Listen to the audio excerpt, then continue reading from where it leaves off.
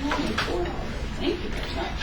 So what they do is they stagger over to the customs house and they start throwing snowballs and chunks of ice and anything they can get their hands on, and these guards are just standing there doing their job.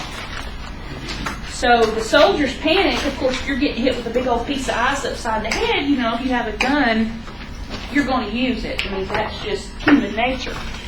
So they open fire on the crowd and they shoot 11 people and hurt them, and they kill 5. And the first one killed is a slave named Crispus Attucks, which I find that name very interesting and ironic, considering that the colonials were attacked in a sense. It's just very interesting to me. And this becomes known as the Boston Massacre, and the British bear the brunt of everything for this because they shot unarmed crowd people. I'm sorry, but if you get hit right with a piece of ice, it can kill you. So that's why I don't think that it was their fault. So that's just me.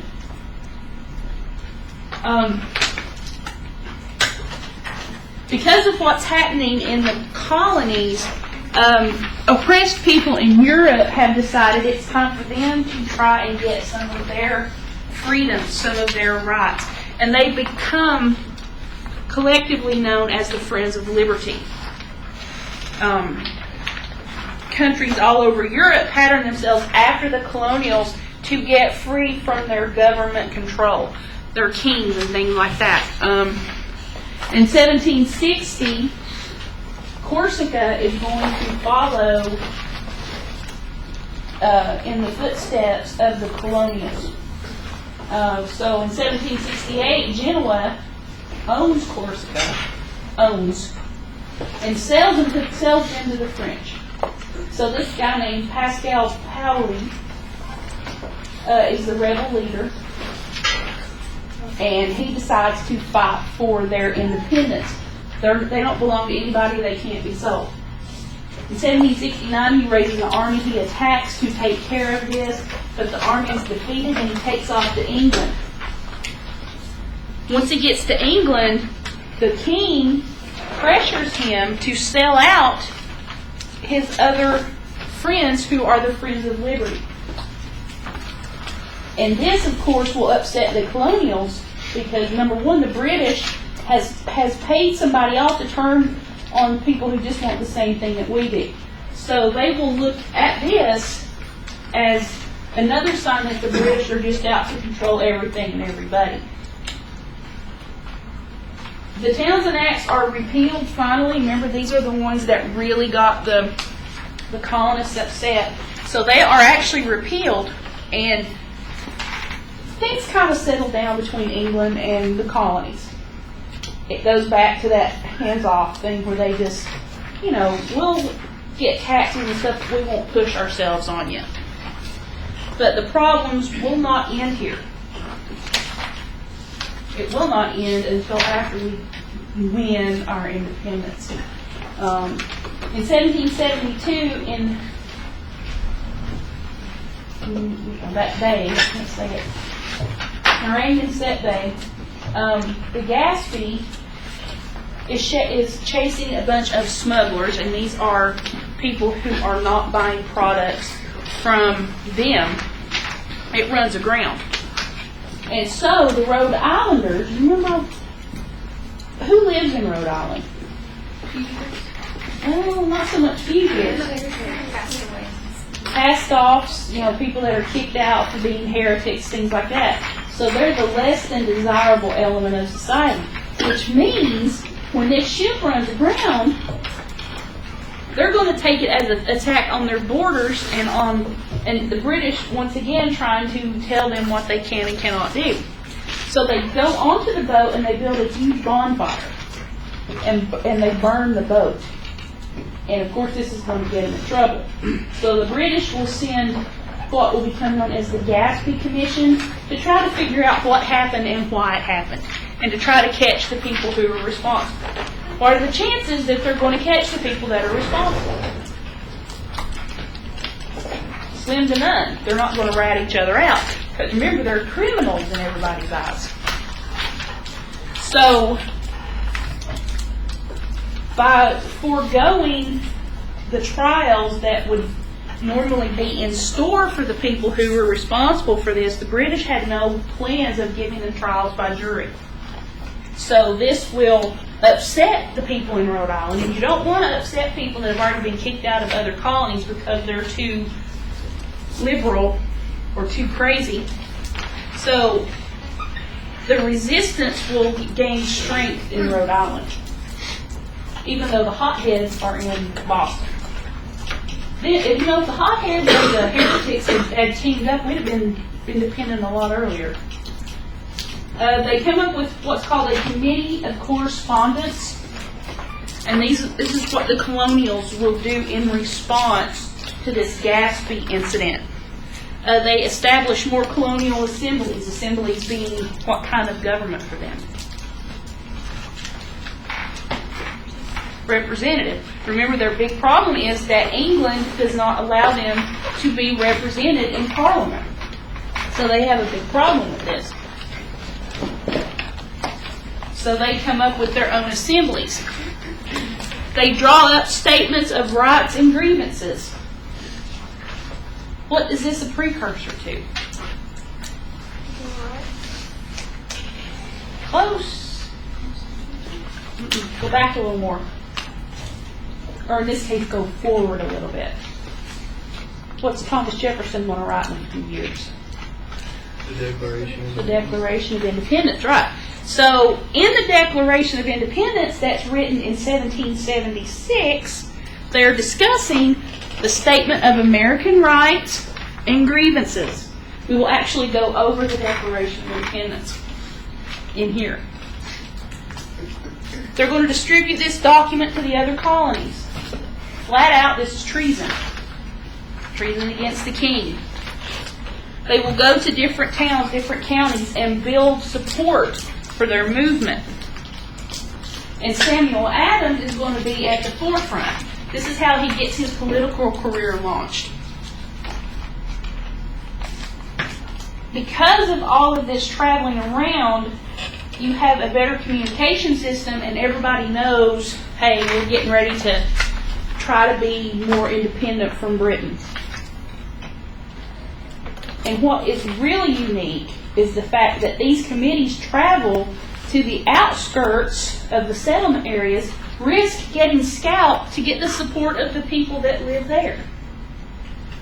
So these guys are concerned that everybody get on the bandwagon. In 1763, you have the Tea Act passed by the Parliament. Once again, were the colonists represented? No, they were not. So, they're not happy about this bailout. Bailouts are not a new concept. They've been happening ever since there's been money. I'm sure some cave person somewhere, needed some rocks, and the local mayor gave him some rocks to bail him out. You never know. But they passed the Tea Act so that the East India Company doesn't go bankrupt. Now, how does this affect the colonists, do you ask? I'm going to tell you. Where do the colonists get their tea? From them.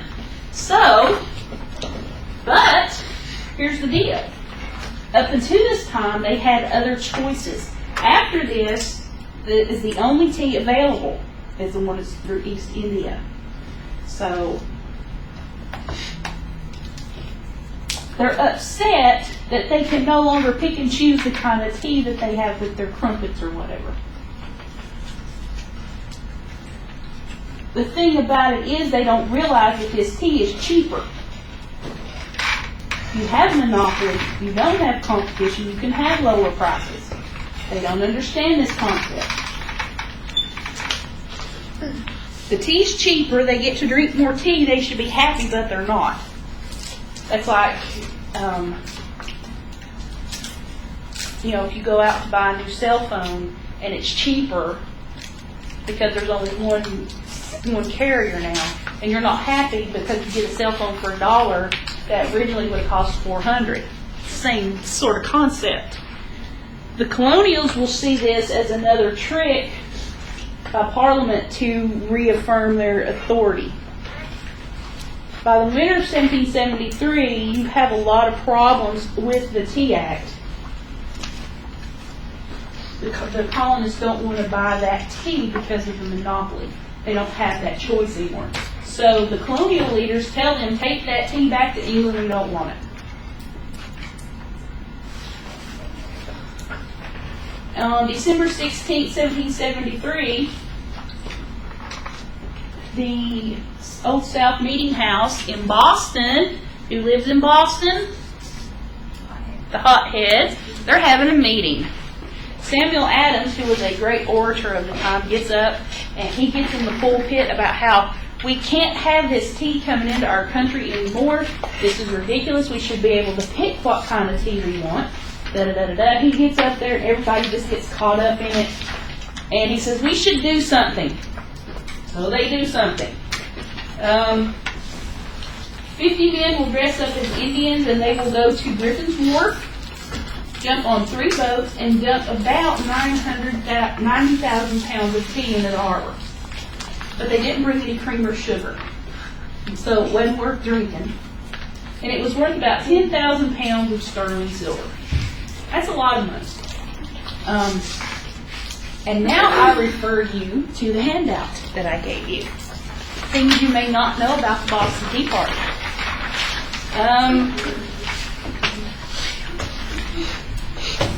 The first one is most commonly produced list of participants has an error. Only one participant in this list, Thomas Young. Okay, one of the participants is this guy. According to a historic document that describes the proceedings at Old South Meeting House during the time which destruction of the tea occurred, Mr. Young was addressing the crowd, lecturing about the medical risks or medicinal risks of drinking tea. That one doesn't make sense. The second one, a cup of balsamic Hibernian anyone. While boycotting British imports, the Americans relied not only on smuggled goods, but also attempted to find a substitute for native products. These included Labrador tea, which was made from the leaves of a plant that flourished in the colony, and balsamic Hibernian, made from dried raspberry leaves. William the fourth tea ship was never made to Boston. In autumn of 1773, there were 4, not 3 ships sent to Boston with tea. The Dartmouth, the Eleanor, the Beaver, and the William, but the William never reached Boston. Tea smuggling flourished in Britain. One may think that in the 1770s, only colonials were getting robbed by the tea company monopoly. In fact, tea drinkers in Britain were getting the same deal with the company being the only legal importer. As a result, tea smuggling flourished in Britain as well as the colonies. The ships were not British. The Beaver, the Dartmouth are called British ships. In fact, both were owned by the Ross family from Nantucket, whose offices were located at the foot of Main Street. The protesters swept the docks afterwards. The destruction was not a violent protest. The ship's crews attested that nothing had been damaged or destroyed except the tea, and the protesters swept the deck afterward. The Massachusetts Gazette even reported that when it was realized that a padlock had been broken, with a personal property of one of the ship's captains, a replacement was procured and sent to him. Doesn't sound so terrible, does it? There was actually another tea party in Boston Harbor. Most participants left Boston shortly after. Most of the participants had to leave to keep from being arrested. The Sons of Liberty organization that most conspirators belonged to had a British spy as one of its top leaders. And the tea destroyed in the Boston Harbor that was imported by East India was not from India but China. The destroyed tea was a so-called Bohea type, which was used for the black tea grown in the mountains of the Fujian province of China. So there's just some things that you may not have known. It's not the way history makes it out to be always. So that's just, I've got some more fun sheets I'm going to hand out to you later. The Boston Tea Party will convince England, even though it's not true, that the colonies want independence. Do the colonies want independence at this point? What do they want? They want representation. They want what else? Basic rights, maybe? So those are the two biggies right there.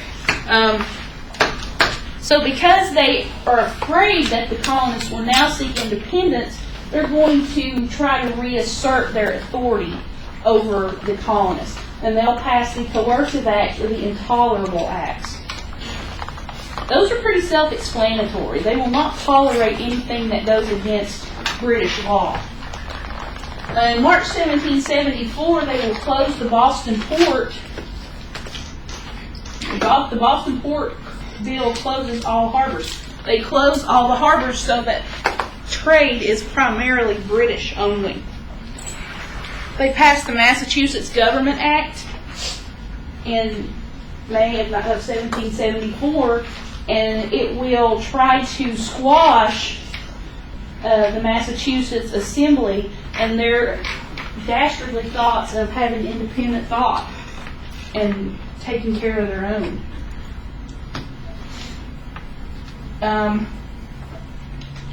The act, known as the Massachusetts Government Act, abolishes the popularly elected council members and replaces them with a 12 to 36 council of British authorities appointed by the king.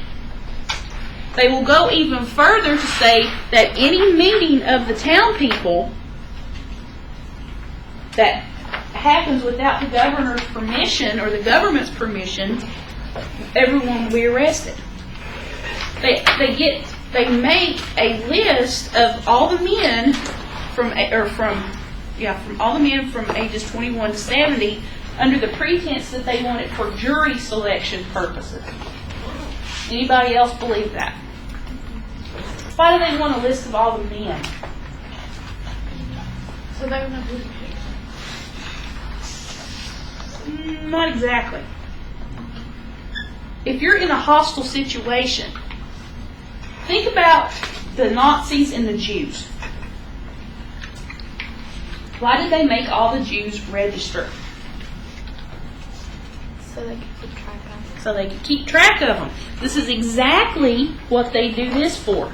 They want to be able to keep track of all these because anybody between the ages of 21 and 70, in theory, can fight and rebel against them. So if they know who they are and where they are, chances are they won't get away with it. They're also going to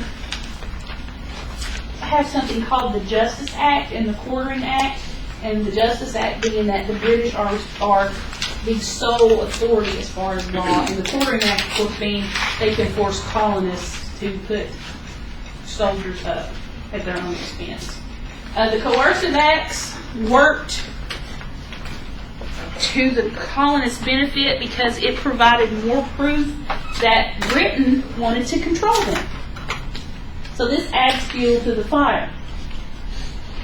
You have the Quebec Act that establishes a permanent English government in French Canada. You have a permanent government close to the colonies now. This is a direct threat to the colonies. After the coercive acts were passed, the colonies will call for an intercolonial congress to determine how to defend their freedom. Under the way things are now, would that be treason? Could they die for this?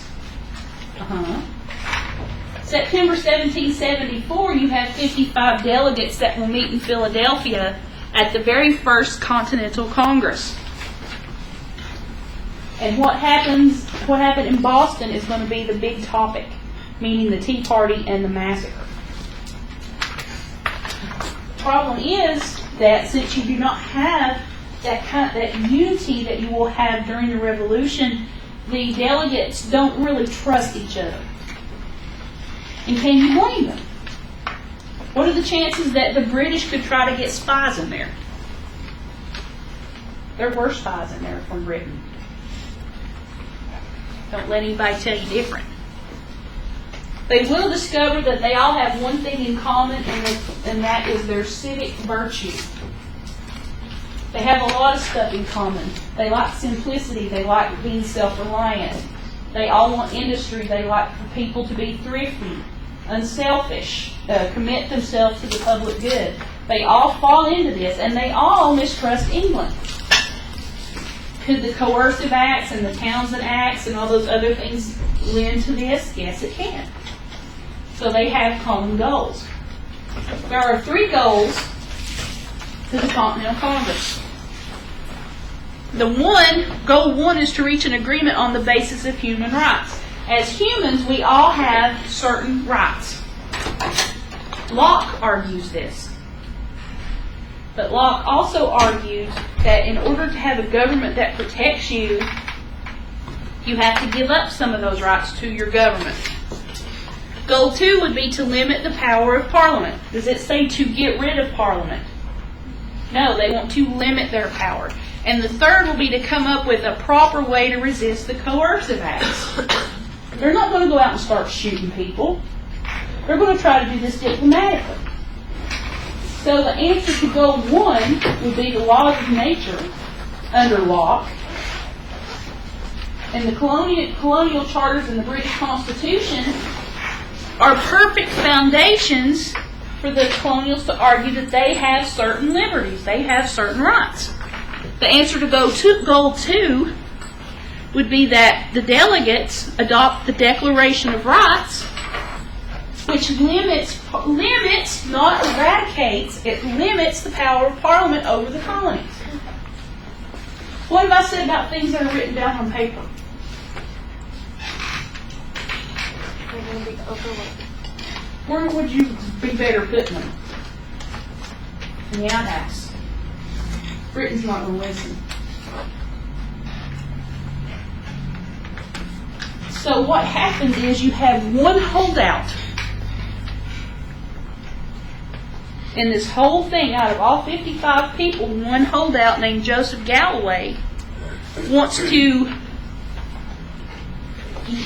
unite with England instead of try to get some independence from them.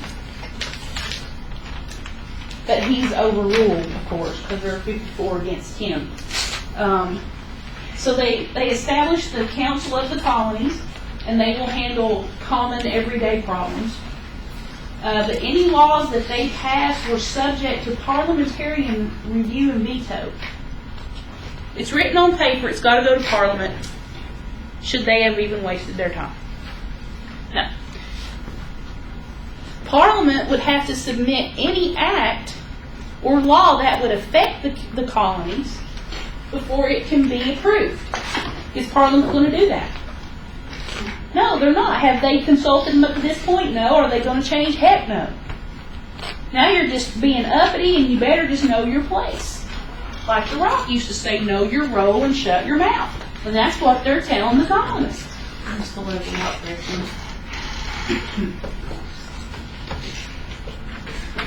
The thing with the Continental Congress is that they're trying to limit the power of Parliament, not get rid of it.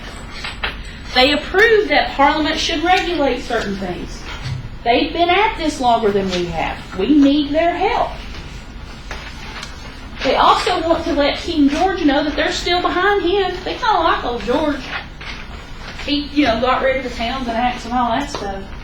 And they want things to be the way they were before 1763. I've said it before, I'll say it again. Things can never, ever, ever be like they were before. There's no way.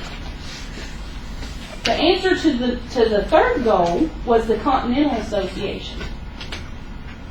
And they encourage a boycott of trade with England.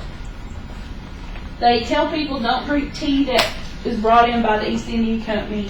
By December the 1st, 1774, all the merchants were getting importing goods from Britain. By September of 1775, they banned any export of American produce to England or the West Indies.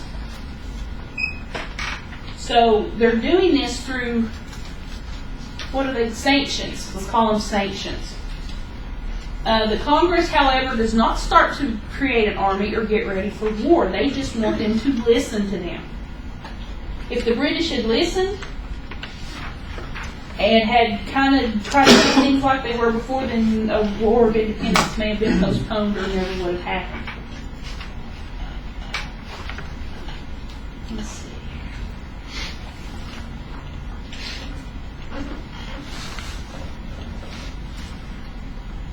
In June 1774, General Thomas Gage is the governor of Massachusetts, and he finds out that the Continental Congress is actually met, and he does not like what they stand for.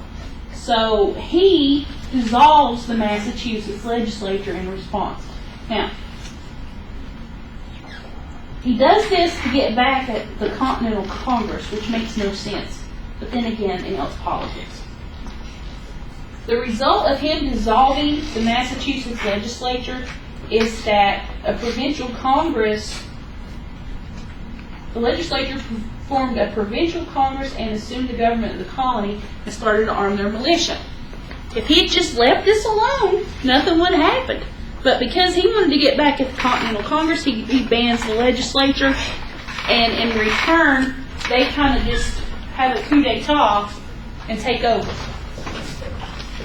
And then they begin to arm their militia. Let's see. Gage will fortify Boston and try to get more troops to help. He can't get back up. His request for reinforcements will go ignored or go unanswered. In western Massachusetts, you got a bunch of things happening. The farmers will take over the courthouses. That is the center of everything. If you can't get to the courthouse, nothing can happen. They elect committees to take over the government. The committees ask people to stop drinking tea, wearing English clothes, doing anything in English. And they set up extensive spy rings to figure out who among the colonists are English friendly instead of colonist friendly. And they become known as the enemies of American liberty. Between the winter of 74 and spring 75, revolutionary governments will start to take over all of the different governments at different levels. Gage decides he needs to just be forceful and kill these people and take everything back. He needs more soldiers. They won't send it to him because he has to consult Parliament first. And by February of 1775, the Parliament will tell the king that the colonies are in a state of rebellion. Are they really in a state of rebellion at this point? Political rebellion, maybe. Boston, spring 1775. Gage is waiting. On April 14th, Lord North arrives with reinforcements. Gage is supposed to seize the leaders of the provincial Congress, who some of these were the men that was at the Continental Congress. On April 18th, the Sexton brothers will hang 2 lamps in the steeple of Boston's Christ Church. One if by land, 2 if by sea. See where that ties in? This is a sign that the British are coming. It's time to arm ourselves. And this is when the famous Ride of Paul Revere happens and William Dawes, and they go out to warn the people. When we get to 6, you're going to find out something interesting. In Lexington, you have 70 farmers gathered there, and the British soldiers come in and attack the farmers as they try to leave and kill 8 men. And this is what will get things started. At Concord, the British soldiers enter the city at 7 a.m. They don't know that there are 3 companies of militia under the bridge, and as soon as all the British get in there, the Americans open fire on them. Greatest ambush in history. You gotta love it. By noon, the British are running like crazy. Okay, number 1, the British wear red uniforms in the battle. Why is this a bad thing? What color were the colonists wearing? What colors do you think? Browns and greens and blacks? Maybe to blend in? Where'd they learn this from? The Indians, right. The Americans ambushed the British soldiers any which way they could. They would hide behind fences, covered themselves with leaves, sort of like camo and stuff like that. And they would just jump out and they would just kill British soldiers left and right because they're taught to march like this, and they don't break rank for anything. Watch Clash of the Mohicans and you'll see it. It's crazy. Didn't a young girl do most of the riding instead of Paul? No. But a young girl did do some riding. But another person will do the biggest majority of it. On April 19th, you have another ambush, and you have 273 British casualties and 95 American casualties. You have more British casualties because they stay in a clump to give you something better to shoot at. We use their own stupidity against them. On April the 20th, 20,000 militiamen go to Boston.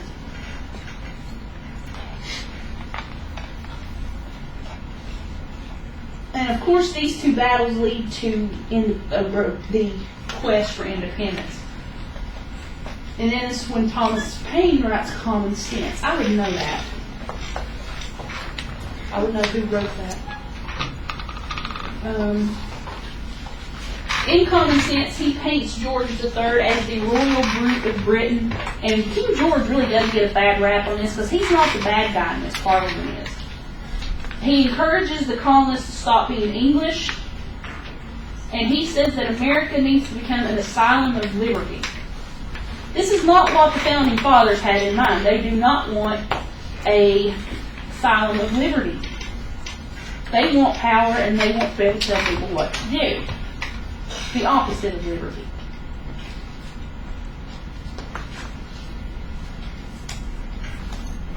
It's the destiny of Americans to be independent and Republicans to be American and not British. Is this true?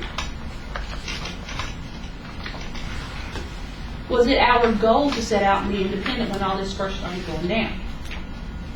No, we just wanted fair treatment.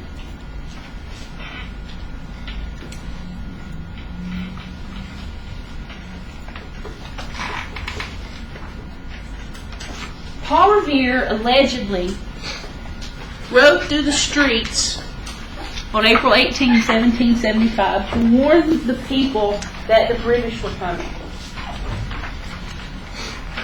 I know you've all heard the poem, "Gather round children and you shall hear of the midnight ride of Paul Revere." Here's my line. It took him to Cambridge for a cup of hot tea, and there he stayed after 19 miles rode he. He only rode 19 miles. Another man, William Dawes, also rode that night, rode further than Paul Revere. So, why didn't Longfellow write a poem about the other two people? Because Paul Revere was a pop star of the time.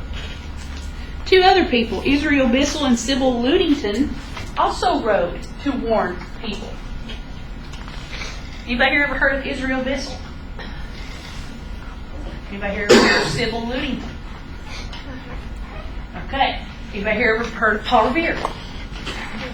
Yeah. Maybe William Dawes. Depends on the kind of history teacher you had in high school. But Paul Revere rode 19 miles. 19. Is that far enough to warn everybody that the British are coming? Heck no. Israel Bissell was a 23-year-old postal rider. On April the 19th, he left right after midnight. He rode 345 miles without stopping, warning people that the British were attacking. He rode from Boston to Philadelphia to the point where his horse died from exhaustion underneath him. Paul Revere rode 19 miles. I'm giving him the benefit of the doubt and saying he rode 20, but it was 19. So, where's his poem? If you watch us in position, you'll hear it. Sybil Ludington, 16-year-old daughter of Colonel Henry Ludington, who was commander of the Fredericksburg militia. At her father's request, on April the 26th, she was asked to ride and collect all of her father's militia group. She started at 9 p.m. that night, and she stopped about 7 or 8 the next morning, somewhere along in there. She rode 20 to 40 square miles in the pouring rain. A 16-year-old female of the weaker sex rode 1,600, was it? It's 40 times 40 is what? Is it 1,600? 1,600 miles surrounded her father's militia. Where's her poem? She gets home the next morning. 400 soldiers have already made it there, and they're going to try to make it to save the people at Lexington and Concord, but they don't get there in time. So they go on, well, they're trying to save Danbury, and they go on, and they're able to help get William Tyron out of New York, and he's a British general. So the next time somebody says, "Oh, Paul Revere was a big hero, and he rode around telling everybody that the British were coming," what can you tell them? And then he wanted a cup of tea, and that's where he stayed. So yeah, I'm going to write a poem about Israel Bissell one day.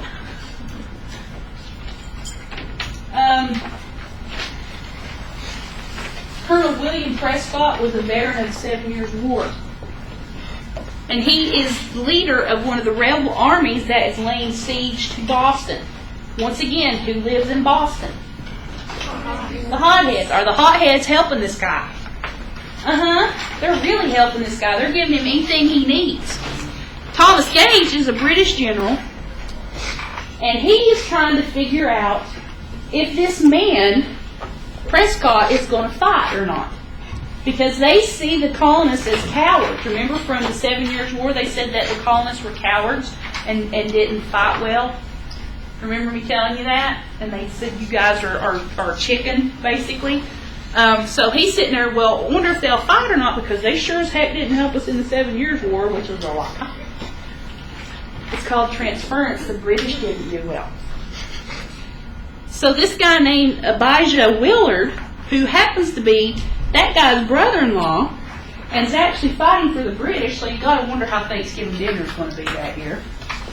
They're fighting on either side.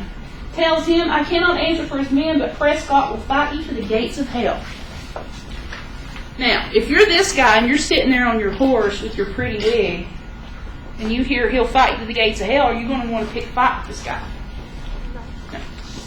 You'd think people would learn. Anytime gates of hell are there, this is a bad thing, okay? Don't do this. June 17, 1775, you have the Battle of Bunker Hill. You have Prescott and 3 other regiments are surrounded and dug in around Boston. It's actually taking place on Breed's Hill. They just call it Bunker Hill. They got trenches. They have high walls of dirt, which makes a great fort. Why? Why is dirt such a good fort material? Anybody here ever shoot a gun into the ground? What happens to the bullet? It stops pretty quick, doesn't it? Great bullet stop. I had a cop in one of my classes, and I got to this part and I said, "Tell me why building their little area out of dirt was such a good idea." And he didn't know. Like, you're a cop, right? Yeah. Then how come you don't know that dirt is one of the best bullet stops in the world? Kind of makes you wonder, doesn't it?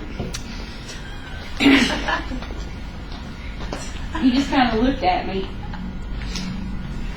I'm a girl and I know this and you don't. Anyway. On the morning of the 17th, the British warships are out in the bay, and they see Prescott and his men and start shooting at them. Now remember, Prescott is the rebel guy. By noon, the British troops are coming across from Charleston, or from Boston to Charleston, and they start to attack the dirt fortifications. Prescott and his men are doing pretty good. They're actually killing a bunch of redcoats, because number one, they have on red coats, can't miss them. Number two, they have to run up the hill, so who has the defensive advantage there? It's not the guys in the red coats who's up there dug in. The rebels are. So they have the defensive advantage. So had they had enough ammunition, independence could have been gained that first day. But they run out of ammunition and they have to retreat. You don't have anything to shoot out of your gun, you can't fight unless you stand up and start smacking them. And you believe me, you could probably kill somebody because these guns are like this tall. So you could probably hurt somebody, but chances are the British have more ammo. By nightfall, the hill had fallen to the British. You have 228 people that die and 800 wounded in that battle. That's a high number. But the Battle of Breed's Hill is important for this reason entirely. It ends the loyalties of the Americans to the British. It gives us something to unify behind. Does that make sense? Like after 9/11, what did you see everywhere? American flags. Were we united as a country after 9/11? In theory, yeah, we were. Too bad our government's the one that did it. That's just my theory. But so the Battle of Bunker Hill severs those last ties that we had to the British government, opening up the final push for us to go for our independence.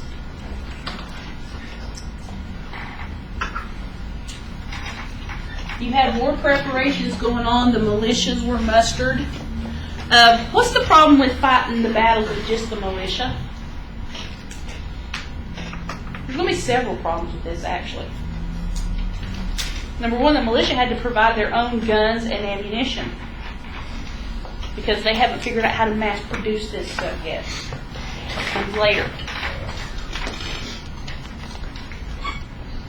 In Charleston, you have civilian refugees who are being run out of town by the British, and the British are destroying the town, which means it's destroying valuable supplies. Supplies that they need to fight this war. The American reaction to this,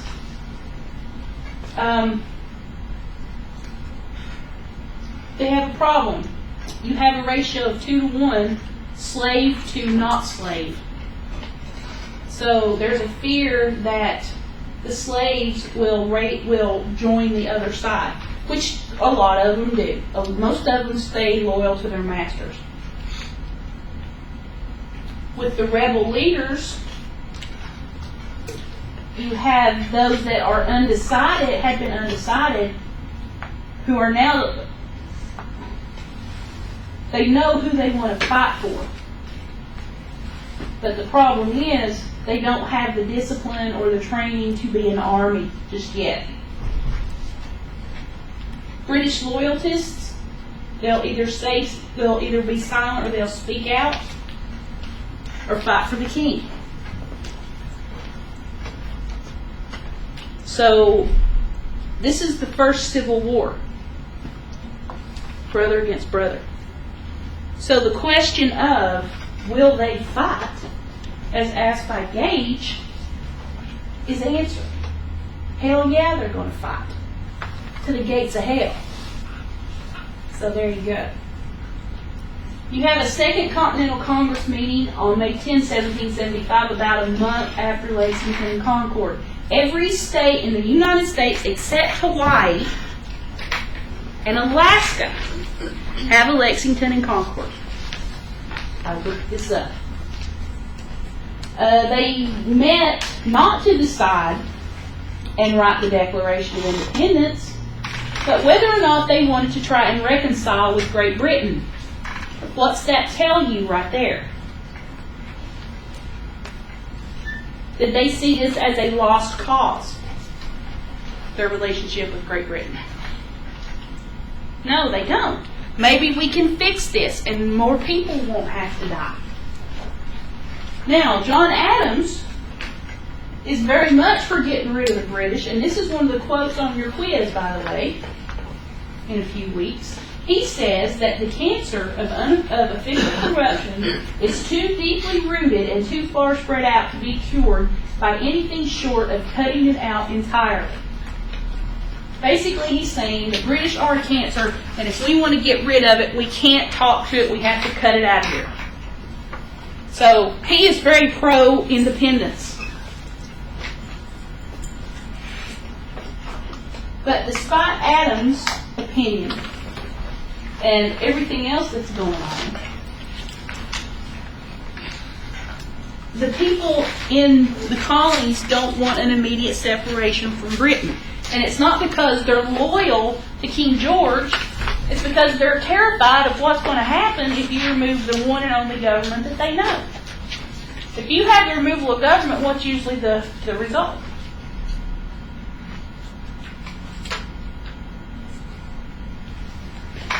You've ever watched Jericho? With Skeet Ulrich, about the bombs that were dropped in the U.S., and there were two fractured governments that were created. Basically, you have chaos and anarchy if you remove that government. In July of 1775, the Second Continental Congress draws up something called the Olive Branch Petition. I'm okay. This was written to convince people that have doubts about becoming independent that we could be independent and we could be strong. John Dickinson wrote this. What else did he write? You remember?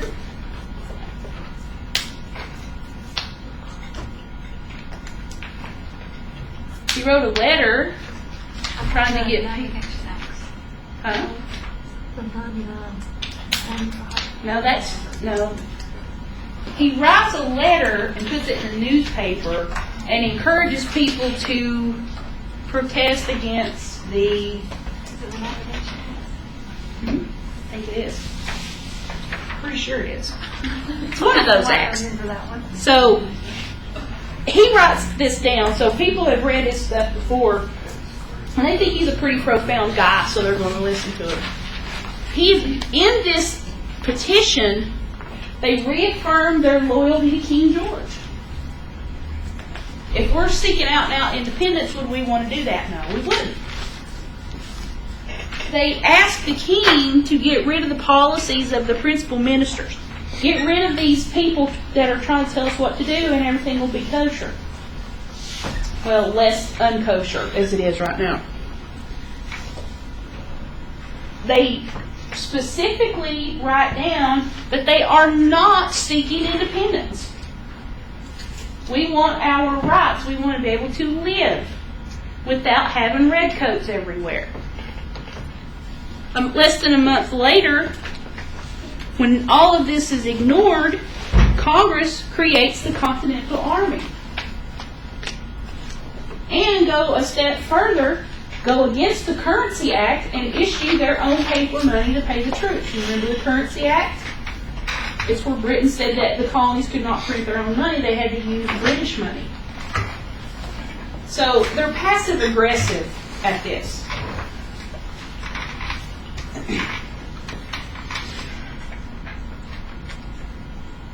King George will refuse the Olive Branch Petition. Anybody that's shocked by that, please tell me that. Because he's probably got people telling him what to do.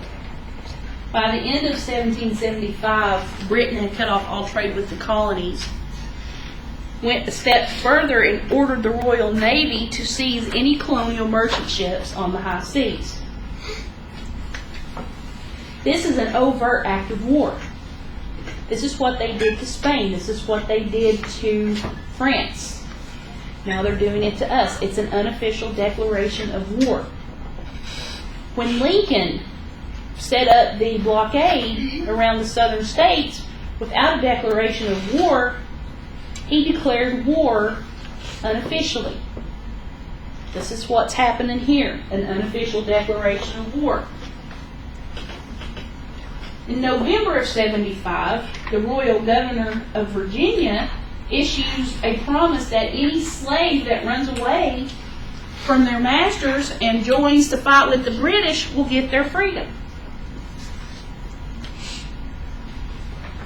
You just want a free condo, all you got to do is show up and pay for it. This is basically what they do. The ones that do run away, they put them to work taking care of the soldiers, not fighting. They're not going to arm a slave. In January of 76, Dunmore orders that Norfolk, Virginia be shelled, killing innocent civilians, leveling the town. Overt act of war, killing of innocent civilians. No matter how hard you try in any kind of war, there's always going to be civilian casualties. It's the price of war.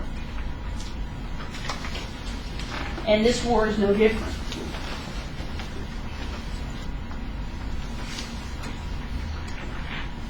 When all this stuff happens, it kills any chance that there can be any kind of reconciliation between the colonies and Britain. In January of 76, Thomas Paine's Common Sense is released. You have the hotheads in Congress. They read this and they're ready to attack. In April of 76, Congress will agree to trade with every nation except Great Britain. This has two purposes. What are they? Number one, they need stuff. Number two, if they allow trade, what are the chances that if they need help that they can ask one of these countries for help and get it? Pretty good. In May of 76, Congress urges the colonies to set up their own governments. Now, Henry Lee does this profound thing. And when I read this, I want you to tell it to me in regular English when he could have said it normal. He says that these united colonies are, and of right ought to be, free and independent states. That all political connection between them and the state of Britain is and ought to be totally dissolved. How could he have said that easier? Sure, this way sounds more pretty, but what could he have said? The colonies should be independent states. There you go. The colonies should be independent states. 7 words as opposed to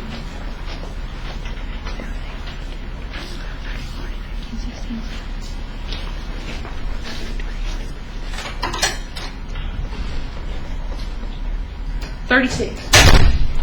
7 words that would have been easier to understand instead of 36. But this sounds prettier. It sounds more authoritative. His motion won't be voted on until June or July of that year, 1776. What happens on July 4, 1776? Declaration of Independence. You have some holdouts from the middle colonies who cannot decide if they want to be independent or not. And they're holding out for that one thing that will just, commit them. You already have a committee writing the Declaration of Independence, mostly Thomas Jefferson. And those committee members, and I would know this, are John Adams, Ben Franklin, Roger Sherman, Robert Livingston, and Thomas Jefferson, an unknown planter from Western Virginia. Not West Virginia, Western Virginia. Who just so happened to have a black mistress and a bunch of kids. You had a black mistress and a bunch of kids? You don't watch Family Guy? There's a portrait of him. He says to his wife, "You'll see all the kids in this," and then like 20 black children come in. And is that true? Or it's true. Well, he had a black mistress and 2 or 3 children by her. So, yeah. Is he married? Yeah. He had a wife and 2 daughters. Come to realize a lot of presidents cheat. No, really? A lot of famous people cheat. No. You did Martin Luther King? Oh, Did you yeah. hear whenever he cheated? That is one man that I cannot stand. Ooh, He cheated. That's I refuse to talk about him when I get to that chapter because he just irks me beyond all belief. Thomas Jefferson will write the Declaration of Independence on his portable lap desk, not his laptop desk, his lap desk. He includes justification for revolution in the Declaration of Independence. The self-evident truths of human equality.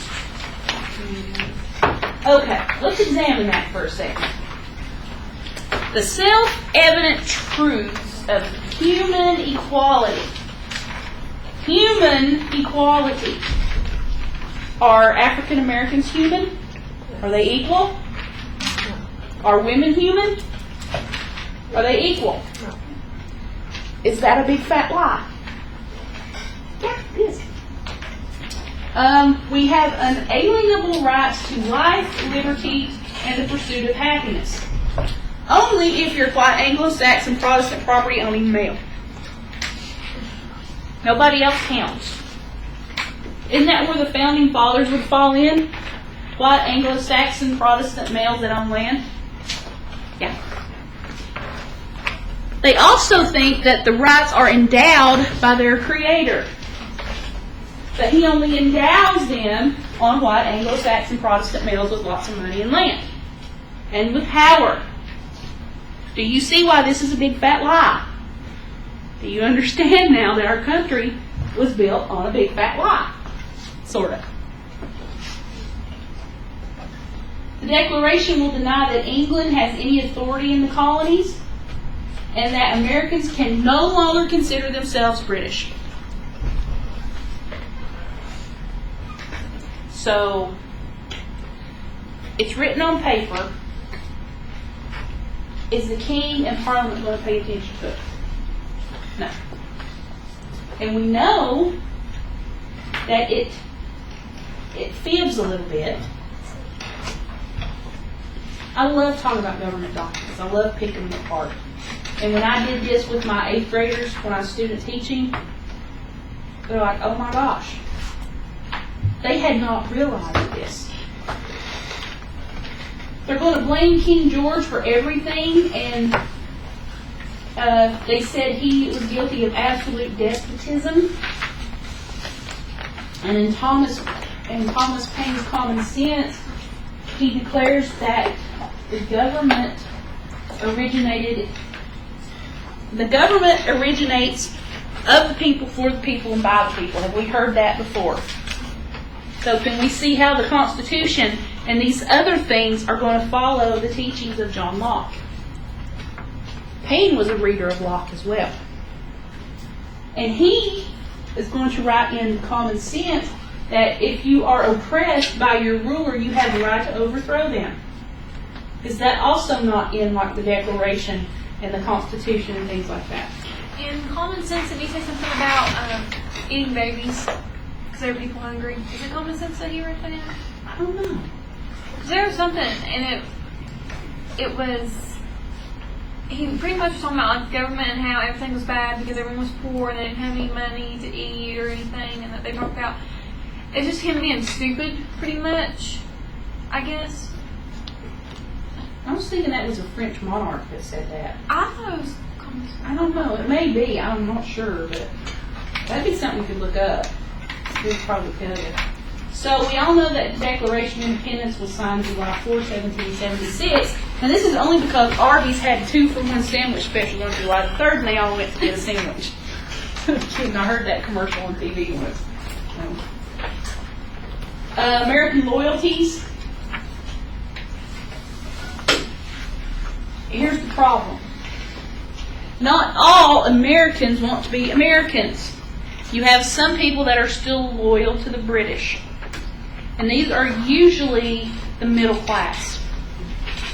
About 20% of the population will be loyalists. And they're called loyalists or Tories. I would know that. I would know those 2 words. The division between the loyalists and the colonists will create a division in households, in counties, in cities, all across the board. So the War for Independence literally becomes the first American Civil War because you have Americans fighting Americans. Let's see. You have other influences over who will be loyal to whom. Merchants that are dependent on British goods will be loyalists, middle class merchants. Anglicans living outside of the South will be loyalists. What is the main church in England? Anglican, right. If you have any new immigrant from the British Isles, of course they're going to be pro-British. They're have their little pom-poms and they go British. And they're wearing their little red coats and, you know, wearing the numbers on the back of their favorite soldier and everything, you know, like a football game. The colonists in Georgia are going to be loyalists. And contrary to popular belief, Georgia was not founded by criminals and prisoners. And if you were from the Highland Scot area, you're a loyalist as well.